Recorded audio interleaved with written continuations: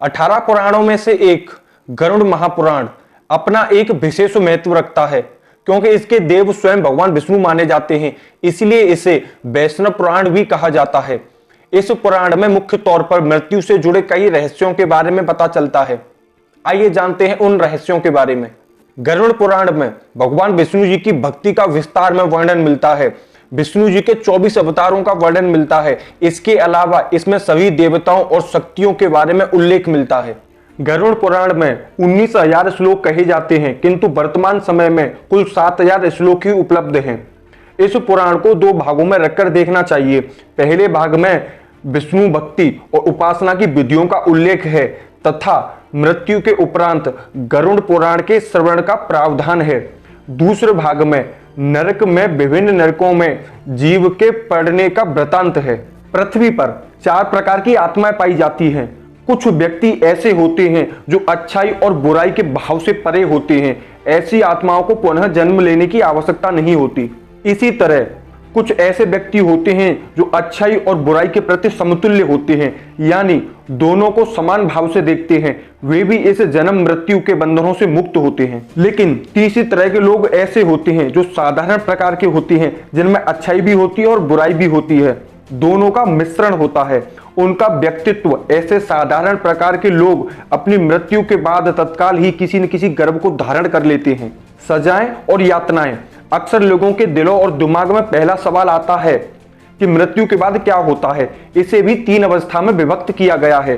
प्रथम अवस्था में मानव को समस्त अच्छे बुरे कर्मों का फल इसी जीवन में भोगना होता है। दूसरी अवस्था में मृत्यु के उपरांत मनुष्य विभिन्न 84 लाख योनियों में से किसी एक में अपने कर्म अनुसार जन्म लेता है। तीसरी अवस्था में वह अपने कर्मों के अनुसार स्वर्ग या नरक को जाता है। गरुड़ पुराण के दूसरे अध्याय में प्रेतकाल या नरक में पहुंचने पर जीवन में किए गए पापों के अनुसार कैसे यम के दास सजा या यातनाएं देते हैं, इस बारे में बताया गया है। इनमें से कुछ सजाओं के बारे में यहां बताया जा रहा है, ध्यान से सुनिएगा। पहली सजा तामिश्र अपराध। जो लोग एक दूसरे की संपत्ति पर कब्जा करने का प्रयास करते हैं, जैसे चोरी करना या लूटना, उन्हें तामिश्र में यमराज द्वारा सजा मिलती है, यानी दंड। इस नरक में लोहे की पट्टियों और मुगदरों से पिटाई की जाती है। यहां तब तक पिटाई करते हैं जब तक पीड़ित का खून या फिर वो बेहोश न हो जाए। अंधमित्रम अपराध। जो पति पत्नी अपने रिश्ते को ईमानदारी से नहीं निभाते और एक दूसरे को धोखा देते हैं, उन्हें अंधमित्रम की सजा दी जाती है। दंड। अंधमित्रम में तामिश्र की तरह ही पीड़ा दी जाती है, लेकिन इसमें पीड़ित को रस्सी से इतना कसकर बांध दिया जाता है जब तक वो बेहोश नहीं हो जाता। राउरबम अपराध। जो लोग दूसरों की संपत्ति या संसाधनों का आनंद लेते हैं। दंड। राउरबम में खतरनाक सांपों से ऐसे व्यक्ति को सजा दी जाती है। यहाँ पर रुर नाम की नागिन तब तक सजा देती है जब तक उसका समय समाप्त नहीं हो जाता। महाररुअम अपराध। किसी अन्य की संपत्ति को नष्ट करना, किसी की संपत्ति पर अवैध कब्जा करना, दूसरों के अधिकार छीनना, संपत्ति पर अवैध कब्जा करना। दंड। जहरीले सांपों से कटवाना।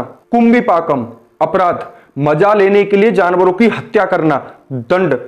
नरक में गर्म तेल से भरे बर्तनों में ऐसे व्यक्तियों को तला जाता है। असित पात्र अपराध। अपने कर्तव्यों का परित्याग करना, भगवान के आदेश को न मानना और धर्म प्रथाओं का उल्लंघन करना। दंड। असित पात्र से बनी चाबुक से मारना। चाकू तब तक मारना जब तक व्यक्ति बेहोश न हो जाए। सुकरम मुखम अपराध। कर्तव्यों का त्याग करना, कुशासन द्वारा अपने लोगों को सताना, निर्दोष लोगों को सजा देना और गैरकानूनी गतिविधियां करना। दंड। ऐसे व्यक्ति को दबाकर कुचल देना और जानवरों के तेज दांत के नीचे पीस देने की सजा है। अंधकूपम अपराध। संसाधन होने के बावजूद जरूरतमंदों की सहायता न करना और अच्छे लोगों पर अत्याचार करना। दंड। जंगली जानवरों को बीच छोड़ देना या फिर ऐसे कुएं में फेंक देना जिसमें शेर, बाघ, बाज, सांप, बिच्छू जैसे विषैले जानवर हों। अग्निकुंडम अपराध।